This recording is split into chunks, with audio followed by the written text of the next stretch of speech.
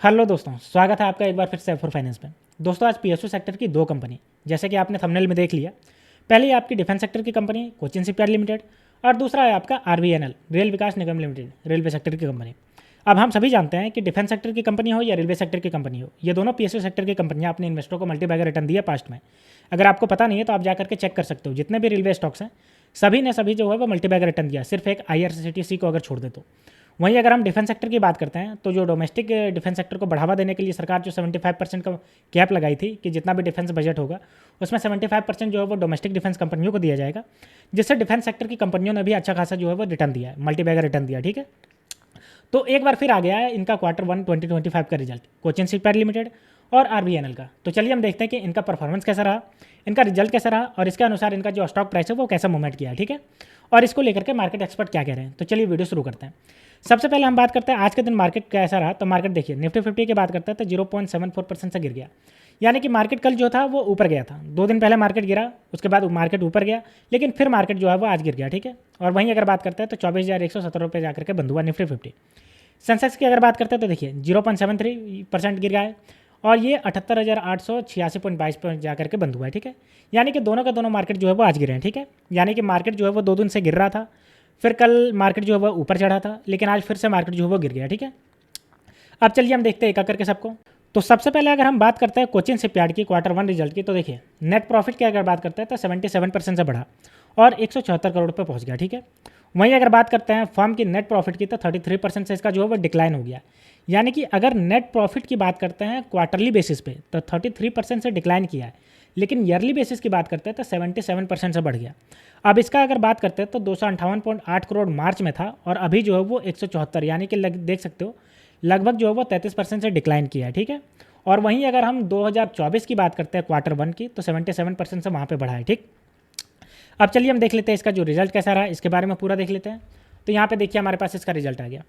सबसे पहले हम बात करते हैं टोटल इनकम। तो टोटल इनकम यहाँ पे देख सकते हो, यहाँ पे जो जो भी इनकम है वो सारा लाख में दिया हुआ। ठीक है, तो 78,998.56 लाख इसका। ठीक है, और वहीं अगर हम एक क्वार्टर पहले की बात करते हैं तो 1,30,487.39 लाख था। तो देख सकते हो वहाँ से घटा है इसका।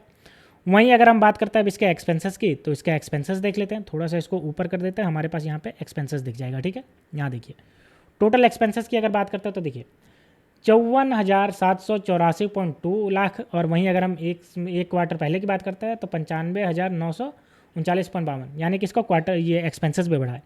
अब हम बात करते हैं इसका जो है वो प्रॉफिट फॉर द एक्सपेंशनल आइटम की बात करते हैं। तो देखिए इसका जो है वो 24,214.54 लाख, और वहीं एक क्वार्टर पहले की बात करते हैं तो देखिए 34,547.87 लाख। वहीं अगर हम बात करते हैं प्रॉफिट बिफोर टैक्स की अगर बात करते हैं तो देखिए 24,214.54 लाख, और वहीं एक क्वार्टर पहले की बात करते हैं तो देखिए 34,547.87 लाख। तो देख सकते हो कि इसका जो है वो घट गया है इसका, यहाँ पे देख सकते हो। ठीक है, क्वार्टरली बेसिस पे। अब हम बात करते हैं इसका प्रॉफिट फॉर द पीरियड की बात करें तो देखिए profit for the period 18,086.61 lakh, और वहीं अगर हम एक क्वार्टर पहले की बात करते हैं तो 26,467.11 लाख। तो देख सकते हो यहाँ पे साफ साफ दिख रहा है आपका कि अभी जो Q1 2025 का आया वो घट गया है Q4 2024 की बात करें। ठीक है, जो लास्ट मार्च में आया था। ठीक, तो ये रहा। अब जाहिर सी बात है कि घट गया होगा तो इसका जो है वो गिरा होगा इसका। तो देखते हैं इसका कैसा रहा परफॉर्मेंस। तो देख सकते हो यहाँ पे 1.76% से ये डिक्लाइन चला गया, और 23,008 रुपये पर जाकर के बंद हुआ। अब जाहिर सी बात है इसका अगर क्वार्टरली बेसिस पे गिरेगा तो नेगेटिव जाना ही था, जो यहाँ पे साफ साफ दिख रहा है नेगेटिव। लेकिन अगर हम एक साल की बात करते हैं तो एक साल में देखिए 593% का पॉजिटिव रिटर्न दिया है। देख सकते हो, मैंने कहा था ना मल्टीबैगर रिटर्न दिया है, जो साफ साफ यहाँ पे दिख रहा है। 333.03 रुपये से बढ़ करके ये देखिए 2,308 रुपये तक पहुँच गया है। ठीक है, आप देख सकते हो कितना मल्टीबैगर रिटर्न दिया डिफेंस सेक्टर की। अब हम दूसरे की बात कर लेते हैं जो हमारे पास है रेलवे सेक्टर का, जो कि है आरवीएनएल। आरवीएनएल की बात करते हैं तो 4% इसका जो है वो प्लंज कर गया। क्यों भाई प्लंज कर गया? क्योंकि इसका डिक्लाइन हो गया। नेट प्रॉफिट की बात करते हैं तो 35% से, जो कि 224 करोड़ रहा। ठीक है, तो 4% इसका क्वार्टरली डिक्लाइन, इसका जो है वो ये जो स्टॉक प्राइस है वो डिक्लाइन हो गया। ठीक, अब चलिए हम इसको देख लेते हैं, पूरा डिटेल देख लेते हैं इसका क्वार्टरली रिजल्ट कैसा रहा। तो ये हमारे पास इसका डिटेल आ गया। ठीक है, तो आप देख लीजिए। सबसे पहले टोटल इनकम की बात करते हैं तो टोटल इनकम यहाँ पे देख सकते हो आप।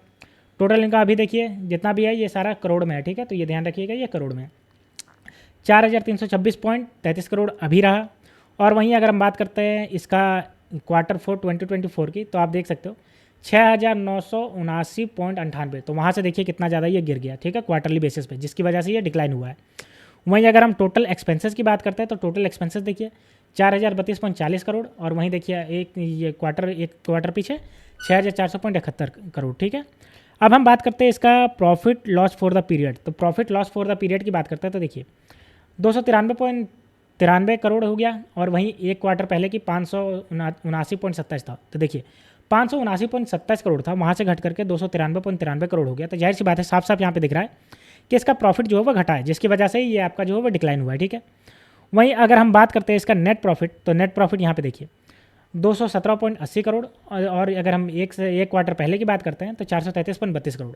तो यहाँ पे आपको साफ साफ नज़र आ रहा है कि क्वार्टरली बेसिस पे अगर हम बात करते हैं, जो क्वार्टर 4 2024 की बात कर लें और क्वार्टर 1 2025 की बात कर लें, जो कि यहाँ पे देख सकते हो कि जाहिर सी बात है, साफ साफ यहाँ दिख रहा है घटा है, ठीक है, जिसकी वजह से इसका डिक्लाइन किया है।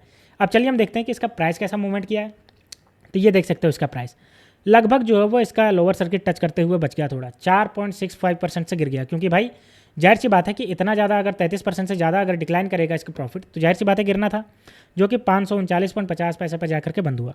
लेकिन वहीं अगर हम एक साल की बात करते हैं तो देखिए 335.43% का रिटर्न दिया है स्ट्रॉन्ग, यानी कि एक साल पहले ये 123.90 पे था, और अभी आप देख सकते हो 539.50 पे ये चल रहा है, ठीक है। तो देख सकते हो कि कितना अच्छा खासा रिटर्न दिया है।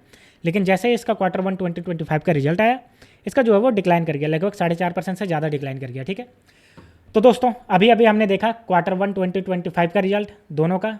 एक डिफेंस सेक्टर की कंपनी है जो कोचिन शिपयार्ड लिमिटेड है, जिसने अपने इन्वेस्टरों को 500 से ज़्यादा % का रिटर्न दिया एक साल के अंदर, और दूसरी आपके रेलवे सेक्टर की कंपनी RVNL, ठीक है, रेल विकास निगम लिमिटेड, जिसने अपने इन्वेस्टरों को पास्ट में भी 350% से ज़्यादा का रिटर्न दिया, ठीक है। तो दोस्तों ऐसे ही स्टॉक मार्केट से रिलेटेड वीडियो देखने के लिए आप मेरे चैनल F4 फाइनेंस को सब्सक्राइब कर लीजिए। तो मिलते हैं दोस्तों नेक्स्ट वीडियो में, तब तक के लिए स्टे ट्यून्ड, थैंक यू।